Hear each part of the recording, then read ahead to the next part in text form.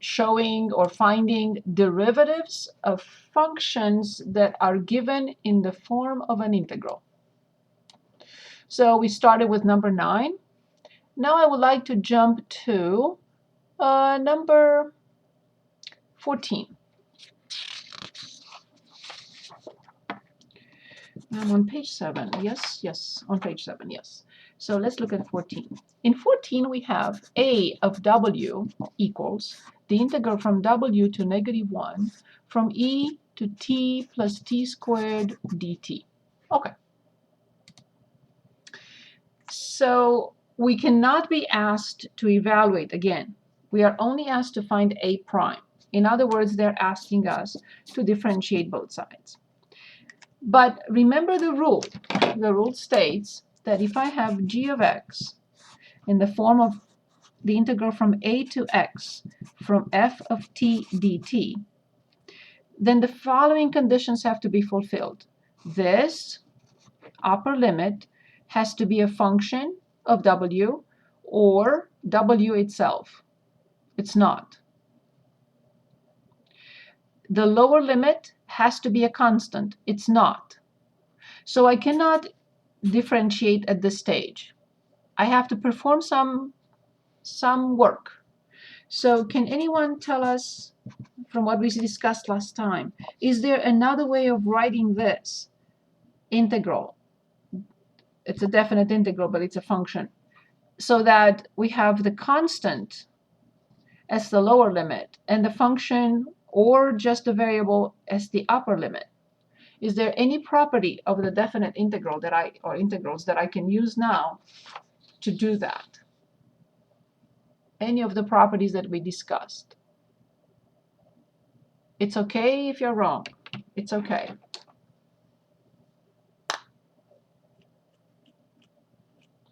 Any of the properties?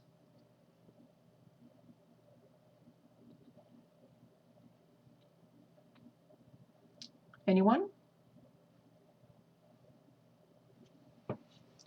Okay, so let's go back to the lecture from yesterday. So when we listed the properties of the definite integral, we listed this one that allows us to swap the limits of integration, but we have to put a minus in front. That's not a big deal. So I will rewrite this as negative, the integral from -1 to w from e to t plus t squared dt. Now this is ready. I have the variable at the top limit, the upper limit. I have the constant at the lower limit. And now at this point, I am allowed to differentiate. The left-hand side will be a prime of w. The minus will stay. Can anyone tell us how to continue? What should I write in here? It's okay if you're wrong. Again, no problem.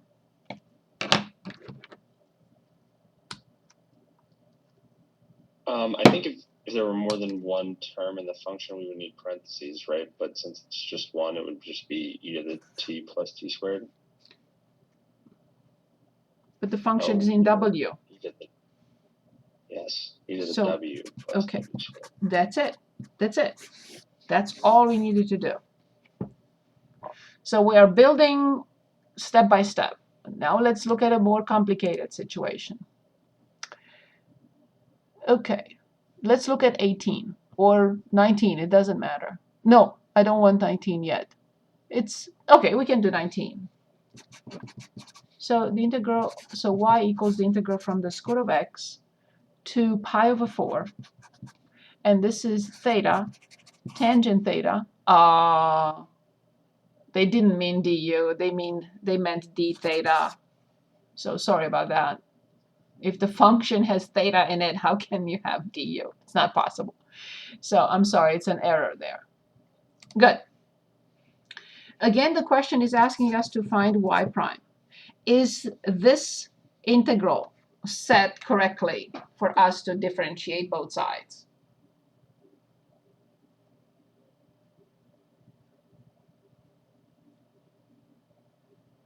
Is it ready? No. No. What should we do first? The inverse. Yes. So so swapping the limits of integration results into a minus in front. So this will be from pi over 4 to the square root of x, theta, tangent theta, d theta. Now, this is ready for differentiation, but I have to be very careful, and I'm going to make a note here. A function of x. This is not plain x. It's a function of x. So I differentiate the left-hand side, and now I differentiate the right-hand side. Can anyone give it a try? It's okay if you're wrong.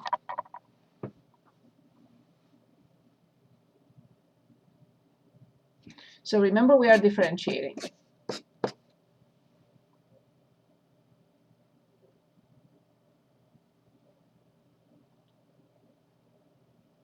It will be the exact same step. Theta has to be replaced by this. Theta has to be replaced by this. So I will have this. But this time I have to multiply by something else. Because this is not x, it will not be 1. I have to differentiate the inner function. I'm still just a little bit confused on why the thetas, why there are different variables and the conditions for them changing. Like the theta is now x. I think I might have missed something in that sense. So the function there has to match. When you say the function has to match, what do you have in mind? I mean the variable of the function. The function is a function. So the function depends on x. So x and x. So this is given to us as y, but it would have been g of x, for example. So it has to be the same. And this has to be a different variable because we have to plug this in. And I cannot plug in the square root of x in the square root of x. So that's why this is a different variable.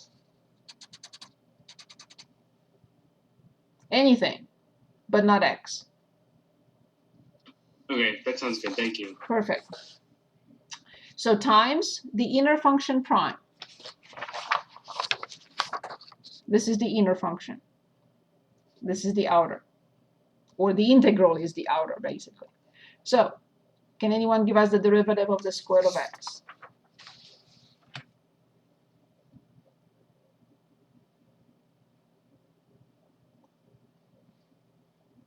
Anyone?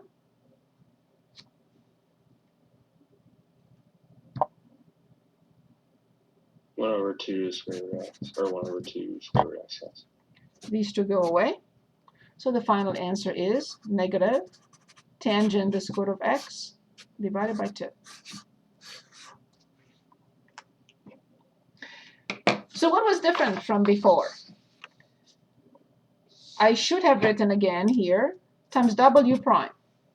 But w prime is 1. That's why we didn't write it. There is no need. But when the upper limit is anything else like the square root of a function, that's what we have here, the square root of x, right? Then we have to multiply by the inner function prime. We always do, but here it wasn't done because it was 1. But we always think in terms of times the inner function prime, but it's 1. Okay, so let's look at the next level. Okay.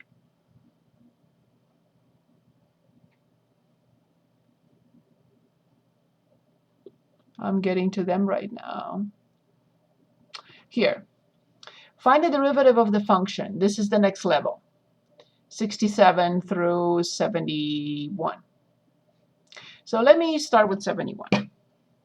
And this is it. There is nothing else more difficult than this. So we have y equals the integral from cosine x to sine x from natural log of 1 plus 2v dv. Again, the same question. We're asked to find y prime. We cannot be asked to do anything else. We are only asked to differentiate both sides. But this is nowhere near being ready for differentiation. It's not. What are the problems? Many problems here. First of all, the lower limit is not a constant. That's a biggie. Okay. Secondly, I have to make sure and be careful that when I have x, I don't have to differentiate because it's 1. But when I have anything else, I have to differentiate it. So first of all, I see the interval.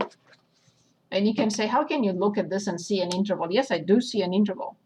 I see that the interval is between cosine x and sine x. But any interval on a definite integral, even from sine x to cosine x, can be broken, can be split. I'm going to say my split is a triangle. So then, can anyone tell us how to write this integral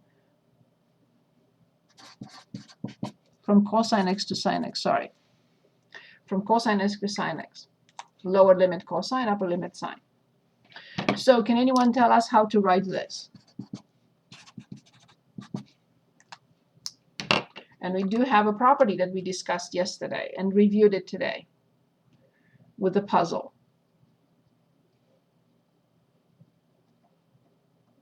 It would be from cosine x to triangle. Yes, function. the integral from cosine x to whatever you want. You can put 100, but you can put 10, you can put 0. It doesn't matter. From natural log of 1 plus 2v dv. Awesome. Plus the integral from whatever you want to sine x from natural log of 1 plus 2v dv. Awesome. Now this integral is okay, but this one's still not. What do we need to do to this one to make it ready for differentiation? Awesome. Thank you. Invert the limit. Yes, that's it. Yes.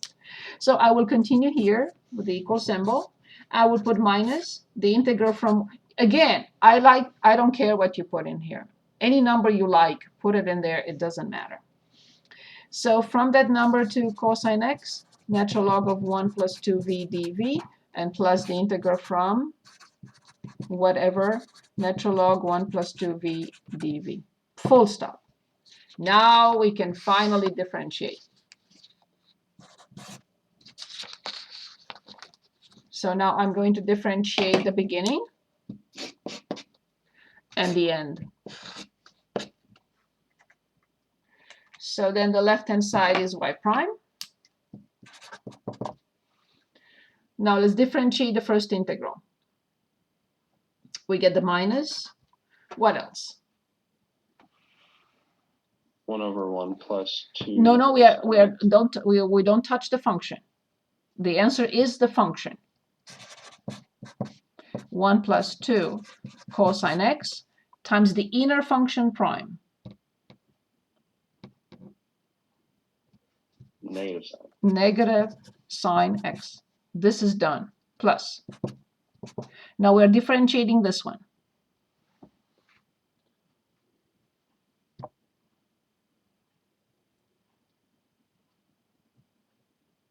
Natural log 1 plus 2 sine x. Times the inner function prime because it's not 1. I have no choice. Cosine. That's it. Why are we multiplying by the inner function prime? Because I have to do it all the time. It's the chain rule. Okay, and also we're not using absolute values for that reason. We're differentiating the integral. We're not touching the function. Very good point. I'm not integrating the natural log. Okay. I'm differentiating the integral.